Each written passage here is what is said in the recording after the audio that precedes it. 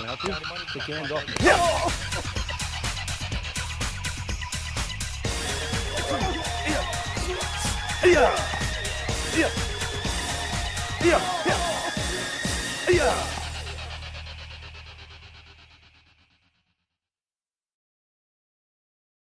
Hello, my name is Scott Rogers. Today we're going to focus on Kyusho Jitsu as it applies to grappling. We're going to do some takedowns starting from the stand-up position, and then going to work on getting out of positions such as the mount and the guard. The purpose of this tape is not to teach you how to grapple, it's to teach you how to apply pressure points to grappling techniques that you know already.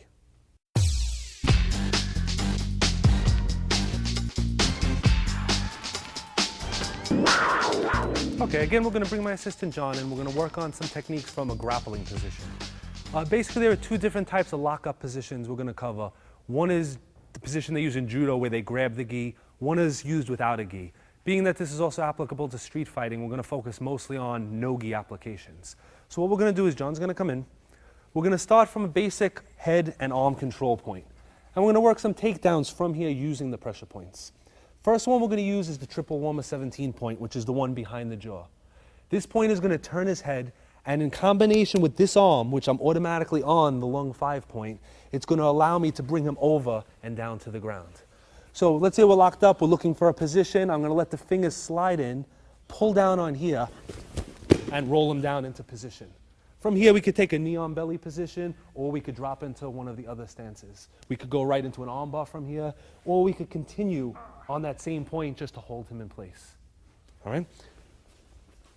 From the same position, we're going to show you a variety of different points depending on your hand position and which ones you feel comfortable with. The next one we're going to use is the stomach 9 point. Stomach 9 point is going to be activated by squeezing with the thumb and pressing down. So always with this arm, we're always going to be pulling him to get that twisting reaction to start the throw. And we're going to be stepping a little bit to allow him to fall. It's what we do with this arm that's going to change. So from here, let's say he's putting a lot of pressure on this arm and I'm not really behind his head. I'm going to let my thumb slip into this point here. Right? As it slips in, I'm going to squeeze in and down and put pressure here and bring him down to the same position, locking him down. Okay, what I'm going to do is let the hand slide down and we're going to slip the thumb into the stomach 9 point. So we're going to move this arm first just so you can see it. This is going to slide and my thumb is going to connect in here. As soon as my thumb presses, I'm going to squeeze either the neck or the shoulder in the neck, and I'm going to put the pressure like I'm squeezing a pair of pliers and just squeeze it in and down. Now as I do that, that arm is going to be on me, and I'm going to squeeze, this is going to pull, and we're going to bring him right down to the ground. Okay, we're going to lock up again. This time, instead of attacking this side, we're going to use the mental nerve on this side of his face to help us turn his neck. Once we have control of the neck and the arm, it's very easy to throw him. So as we're moving, we're working for position right there. I'm going to let it slide into the opposite side, and I'm going to press down and turn. Once I get the head turned and it's in position, I can lock it in place. As it's locked, this is going to pull, and this is going to lift.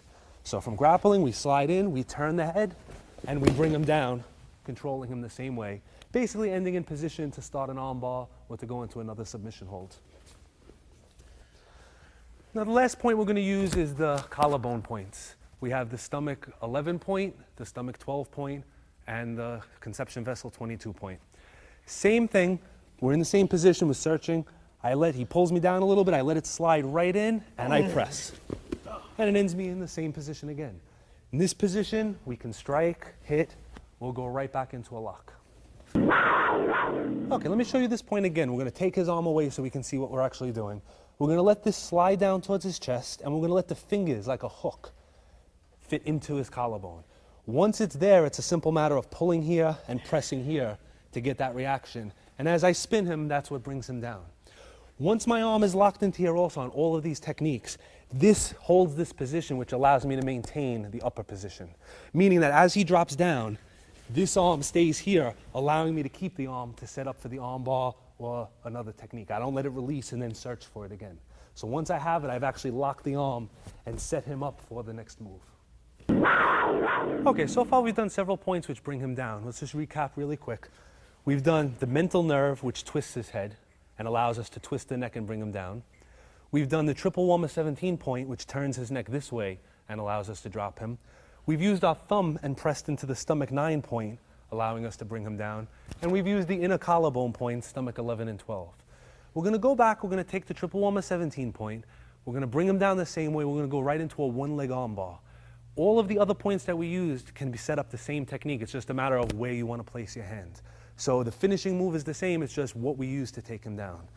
So starting from the same position, we're going to come behind the jaw, bring him down, we have him locked, we step over, and we have the arm bar, making him tap. Now, something else we might want to add here. If you get him in this position and he's struggling, we want to control his head so that he can't roll back. So we're going to use either the jaw point to press down or the triple warmer point to hold him here. So basically, if he wants to turn back towards me, he can't. And I keep my fingers here as I step over. And then we drop back and apply the technique. And if this was a real fight, my heel could be digging in to his jaw or his neck points, if this was a self-defense situation. All right, once we maintain grappling position, both arms are in position to strike him. So rather than bringing him to the ground with a throw, we're actually going to do a knockout technique involving the area around the temple, which are some points that we haven't really covered. We're going to slap. We have the temple, the corner of the eye, and the bridge of the eyebrow, which forms a nice big circle that's just going to get slapped. And on the other side, we're going to use the ridge hand to strike gallbladder 20. From grappling position, as we're searching for a move, this hand is free to strike here. This hand is free to strike here. So what we're going to do is we're going to lock up, we're going to bring him down, and we're going to show the basic knockout. And he's going to drop. Okay?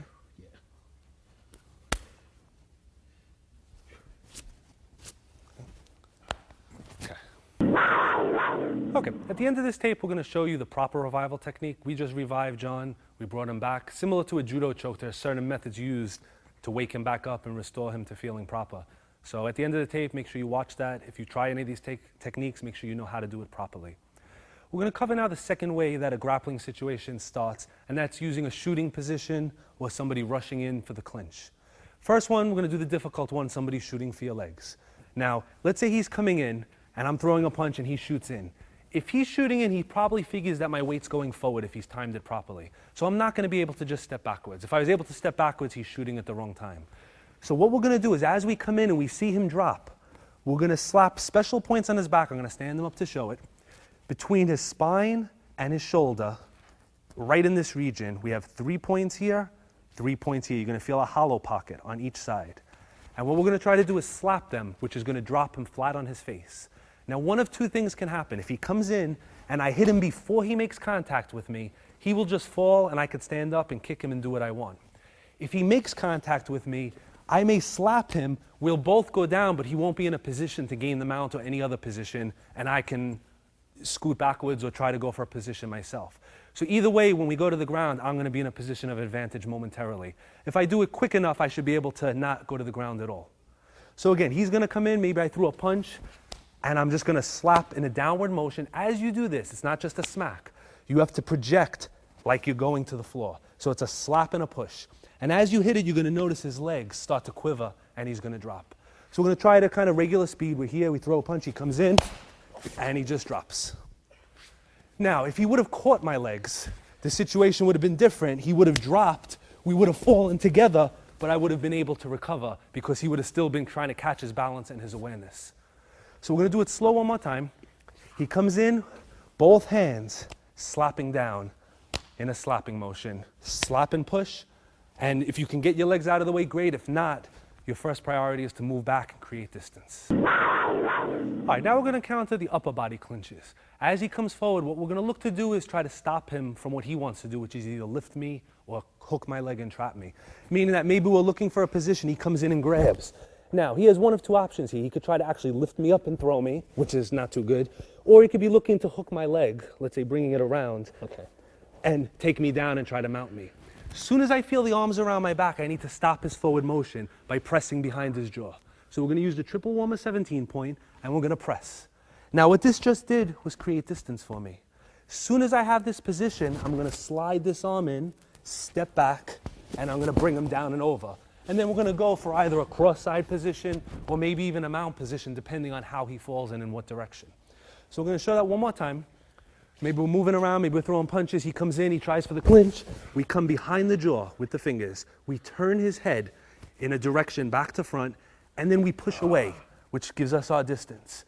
From here, if we want, we could even hit with this hand or hold it with this hand, slide this under, and lock.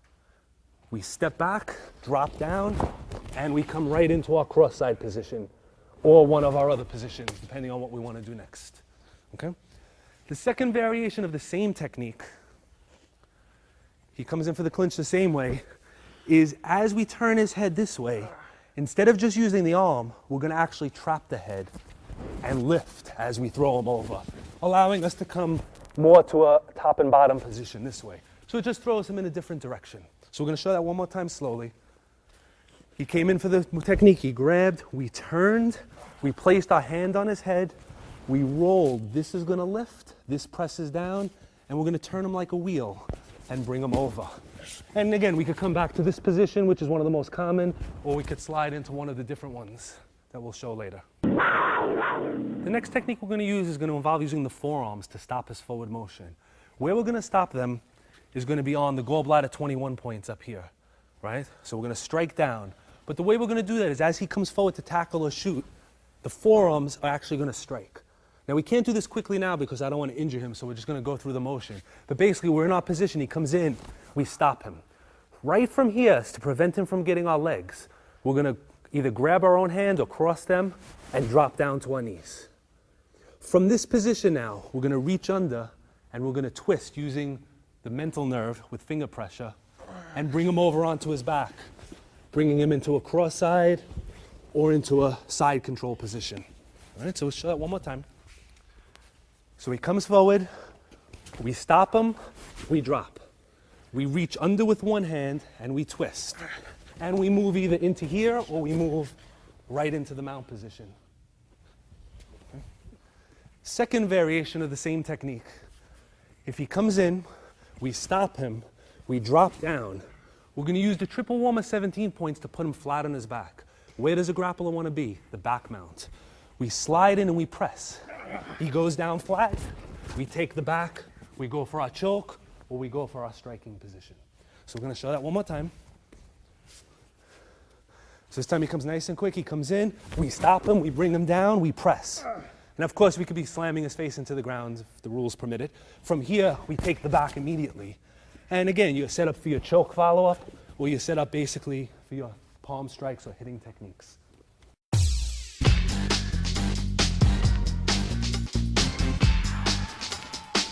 Okay, we're going to work on escaping the mount position. Traditional way to escape is to trap one side of the body.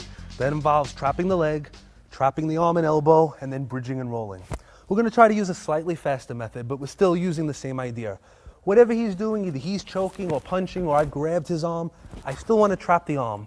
But instead of having to bridge, maybe I don't want to use my legs or he's got my legs trapped, we're going to use the triple warmer 17 point. We're going to press and we're going to squeeze down on here, rolling him over. Now, if this was a self-defense situation, I'd be rolling the other way to get up. If it was a grappling situation, I would continue the motion, where if I had him here, we rolled him, and we would roll basically right into the mount position. So now we are where he started. Okay, we're going to do the same technique from another angle. We trap an arm, we bring him closer to us, we reach into the triple warmer 17 point. We're going to turn his head, we're going to pull his arm, and we can do a little bit of a bridge. And as we pull, we're going to roll to our side, bringing him over and either into the guard or into the mount position, depending on how quickly he uses his legs. If he's very experienced, he's going to wrap him quick. If he's not, you're going to end up on top. So we're putting pressure behind the jaw to force him in the direction that we want him to go.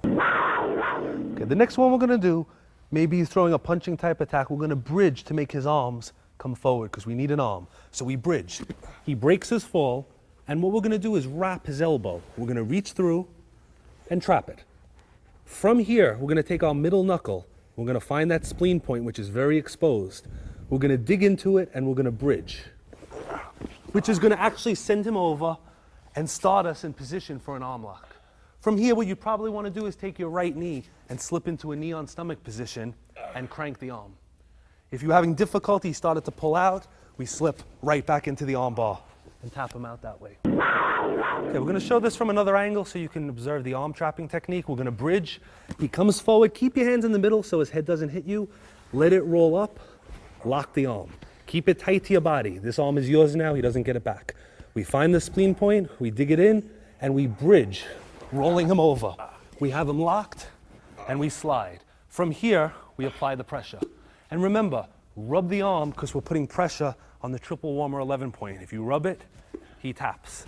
So we get him to here, instead of just squeezing, roll the arm, and he's gonna tap right away. All right, from the next position, we're gonna take it from a tight mount. We're gonna use the spleen 21 points on both sides of his ribs. We're gonna place the knuckles in, and we're gonna twist. What that's gonna cause him to do is come up. As soon as he does that, we're gonna roll him over to the side. So as he comes down, we place the knuckles, we twist, and we get him right off of us nice and quick. Okay, the next one's going to involve using the points on the calf. Bladis 55, 56, and 57. Again, if he's sitting upright and he can throw punches, we wouldn't use this because we're leaving ourselves defenseless. But if we were grappling and he wasn't punching, it would be excellent. If he's down very low or to one side, we can use the points. So basically what we're going to do is take our thumbs, dig them in, and bridge. And he's gonna fly right off you because he's not gonna like that very much. Okay, for the next one, if you're struggling, he's looking for a choke, you have an arm. If he makes the mistake of straightening his arm or almost straightening it, we're gonna use the triple warmer 11 point, we're gonna rub it, and that's gonna bring him right off of us. So we're gonna show that one more time. Right, we're gonna lock the wrist, we're struggling, maybe he's trying for a choke, he's pushing in. We come up here, we rub, and we bring him over.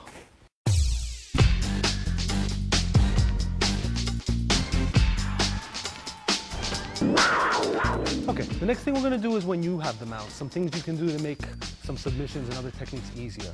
Number one, we want to work on turning his head and applying some submissions that way. We're going to start with the mental nerve point. If he's looking at us, we can just place our thumb and turn his head to the side. When his head is looking that way, it's very difficult for him to control you or to try to even do any of the escapes. Once you have the head turned this way, you're going to use the other hand and go into the triple warmer 17 point behind the ear and continue to control him. From here, you can move on to striking applications or going into holds and locks of your own. Another variation of this technique is to use the small intestine 18 point in the cheekbone.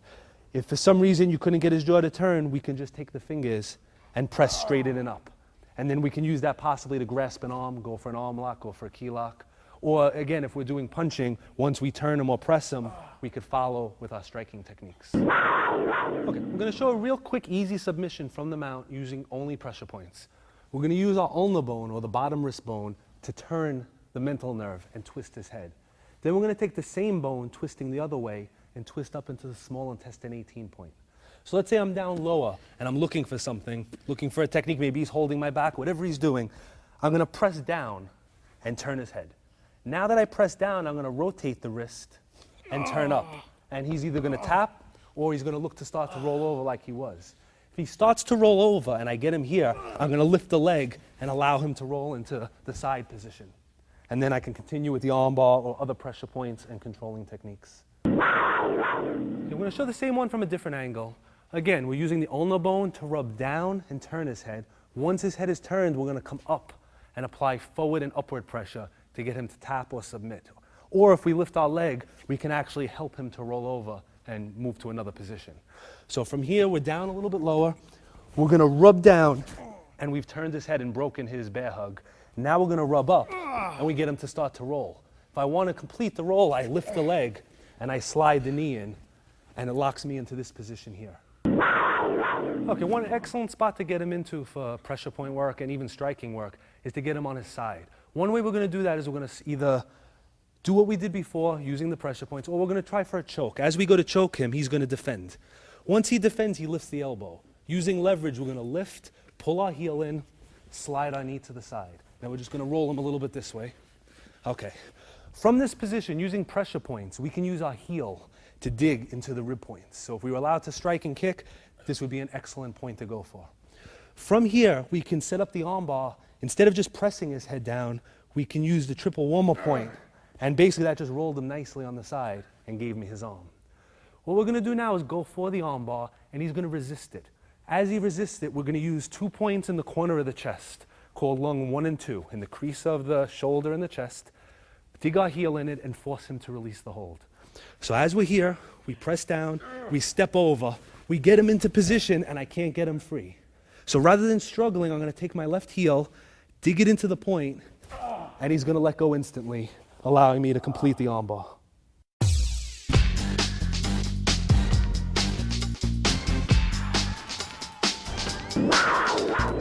Okay, we're gonna work on escaping the guard now. Escaping the guard, we're gonna use pressure point called liver 9. Liver 9 is 4 fingers up from the crease of the knee, a little bit towards the inside of his leg. And as you press it, it actually releases his leg.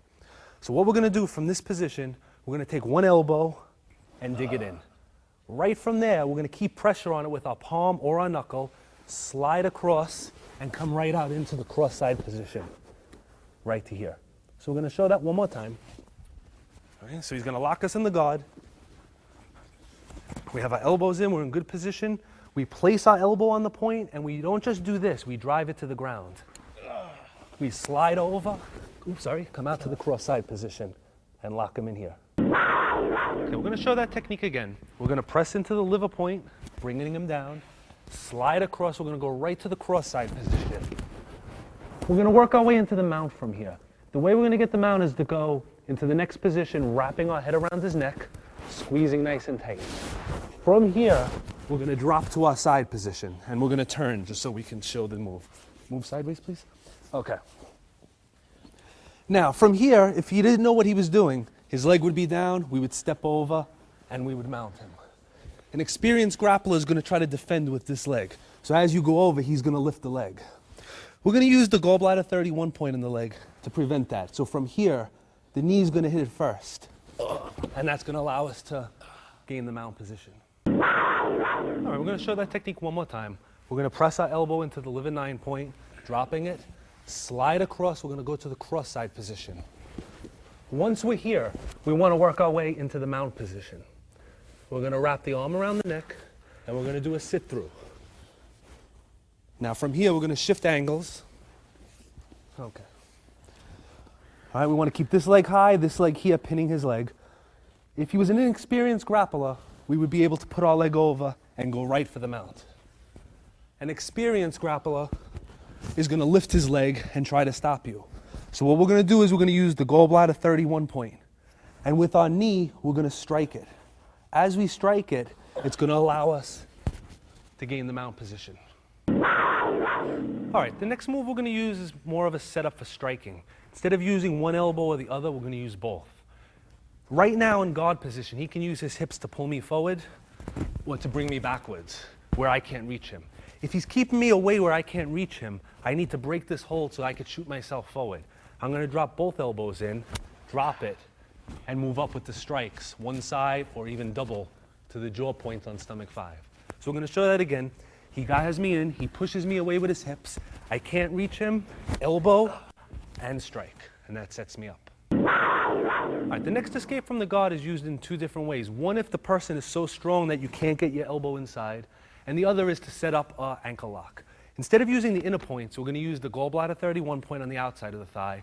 We're going to use our foreknuckles this way. We're going to punch and squeeze his legs together, making that happen. Now that the guard's broken, I'm going to lock the ankle under my arm, sit back, but before I apply the ankle lock, my heel is going to dig into the spleen 11 point on the inside of his thigh, right there. And I lock, and he taps. All right, I'm going to show that one more time. We're going to dig our knuckles in. Make sure when you dig them in that you don't just hit, and squeeze. So we're actually trying to push the knees together. So we line them up, hit and squeeze, lock the leg, sit back on the angle, kick into this point. Even if you can't kick, just digging in is causing him pain. And then apply the ankle lock, leaning back.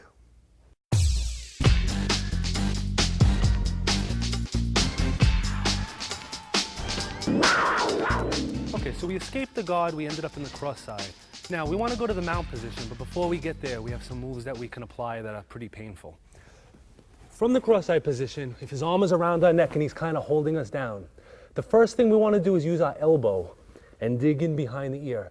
Now, in a real fight, we can strike it. In a grappling technique, you could kind of just press it, and that'll release his grip. From here now, we're going to take our right knee and go across his belt line. Our right hand, our right forearm, is going to be on the triple warmer 11 point.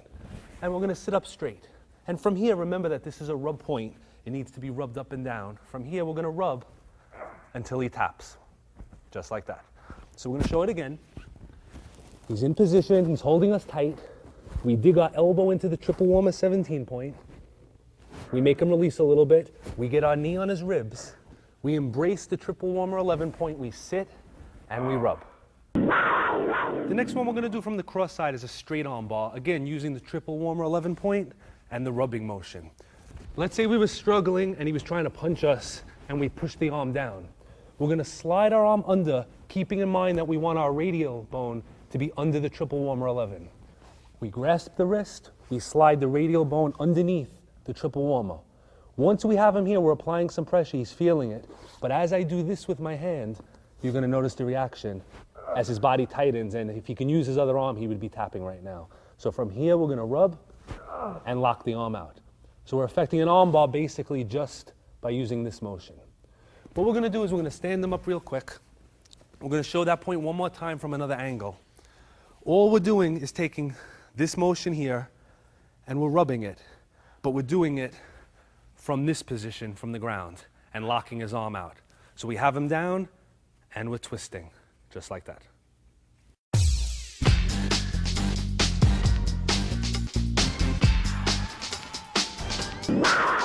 Okay, we're going to do choke defense from the guard. We're going to use our bridging motion to push him away.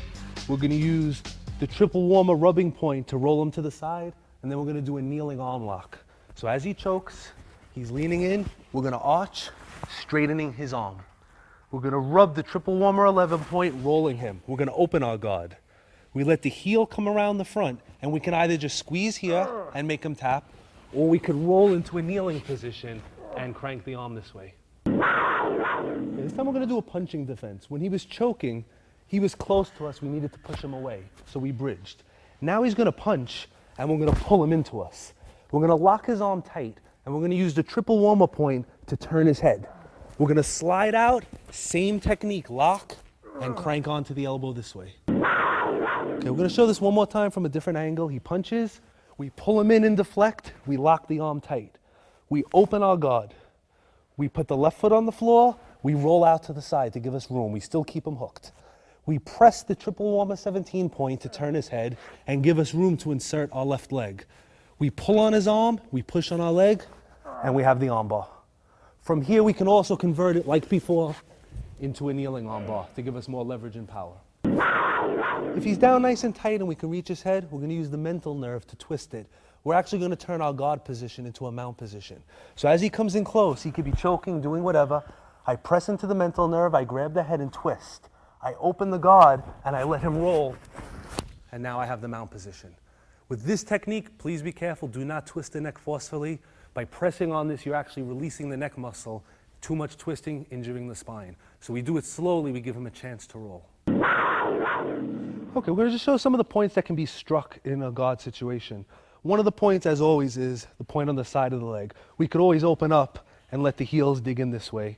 If he comes a little bit closer, we're tangled up and we're working, we could come in to the gallbladder 25 point, digging our heels in that way. You see the light reaction there. If he starts throwing punches, we want to get on the inside, we can use, we're going to sit up for a second, the heart 2 point. So if he makes a muscle, we're going to squeeze into here to control his arms. So from the same position, as he starts throwing punches, I'm going to let my thumb slip in and slip in here. Now I have pretty good control of his arms. From here, if I was to sweep him, I would be able to bring him over into the mount position again. Okay, we're going to show this one from a different angle. He starts to punch. We get inside, and we use our thumb. We're going to roll this up so you can see it. And we dig it in to the heart point from an inverted position. He punches with the other side. We do the same thing. We squeeze. And we're going to use his arms as a steering wheel, pulling this and lifting that. At the same time, we're going to open the guard, and we're basically going to sweep him, lifting here, sweeping, using the arms. So from here, lift, roll, and pin. Now from here, we're going to take our knees and replace our hands. From this position, he cannot punch, he cannot defend. This is basically a fight-ending position.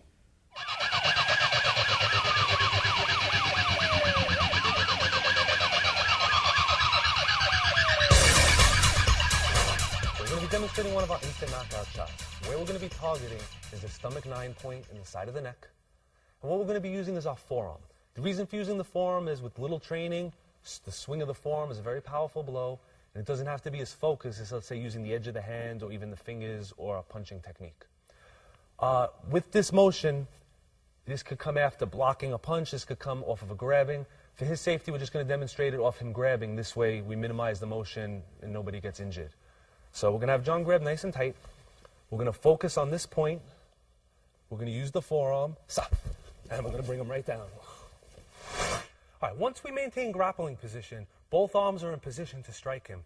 So rather than bringing him to the ground with a throw, we're actually going to do a knockout technique involving the area around the temple, which are some points that we haven't really covered. We're going to slap. We have the temple, the corner of the eye, and the bridge of the eyebrow, which forms a nice big circle that's just going to get slapped. And on the other side, we're going to use the ridge hand to strike gallbladder 20. From grappling position, as we're searching for a move, this hand is free to strike here. This hand is free to strike here. So what we're going to do is we're going to lock up, we're going to bring him down, and we're going to show the basic knockout, and he's going to drop. Okay, the last point on the shoulder region is exactly at the apex of the trapezius muscle. So basically we divide his neck and his shoulder in half this way, and we divide it in half this way. And this is where we're going. And we could actually press it and get some effect. Because this is a big muscle, the muscle actually protects it and the point lies underneath it. So generally we want to strike it inward this way or using our forearm. If he was coming forward like to shoot to do the takedown, we would actually use our forearms on this point to stop him. Because of the angle, we may not knock him out, but what we'll do is stop his motion, which will allow us to set up something else. What we're going to do is just show this point the effect of it. We're going to have him throw a punch, we're going to block it, and we're just going to put some downward pressure. And the thing to watch for is his legs. Watch where his legs go. So as he comes in, we come down, and we drop him down. Okay, as previously explained, the more pressure points you hit, the more damage that you do. So if he were to grab me in a real situation, I would be using one of the arm points, one of the body points, or one of the leg points before I came to the jaw point. What that would do is it would make it actually weaker. But what I want to actually just show you is how, with no setup at all, this one point becomes very sensitive. So as he grabs, we're just going to come from this position. I'm going to go slow so I don't injure him. We're going to come up in the up and out direction. I'm going to have him bite down real tight so he doesn't hurt his teeth. All right, so I'm going to look straight. He's grabbing. We're not going to use a setup. We're going to come in, and it's going to bring him down. We sit him up. We have a special revival that we use to wake him back up a little. All right.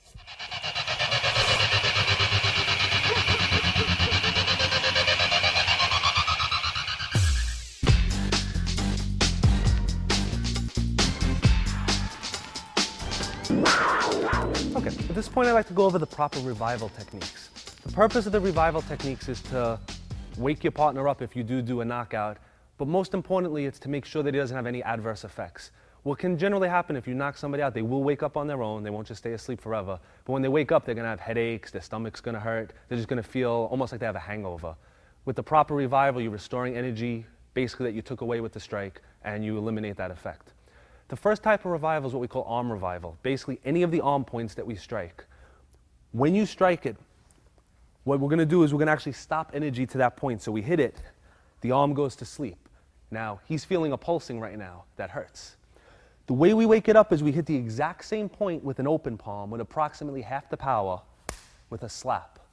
And then we massage the area. And we repeat that. Slap and massage it. And after you do that, he should have full use of his hand again. So the arm revival is basically simple. Whatever you hit it again. But you hit it with half the force, and instead of hitting it with a focused area, we hit it with a flat palm, and we just massage the area. Flat palm, massage the area. And that'll bring your partner's arm back. This way, when you're training, you hit those points, you can practice it more than once. As far as the head, the neck, the body, we do a technique like we did. We strike, he falls down. All right, he'll tend to just be laying down, basically. The first thing we want to do is we want to sit him up. So we grab him by the head. Okay, now if he's really out, he won't fold his own legs, so you're going to fold his legs. We want to keep our knee in the base of his spine. We want to keep our hand on his head. Now if we struck him on this side, we want to revive on this side. If we struck him on this side, we revive on this side. Where we're going to be reviving is right next to the spinal cord. There's something called the bladder meridian. I'm going to show it on myself actually. Not over here, a little bit over, right in this line. This is called the wake-up nerve. Similar to the arm points, we're going to slap it and massage. Slap it and massage. At this point, he should be awake.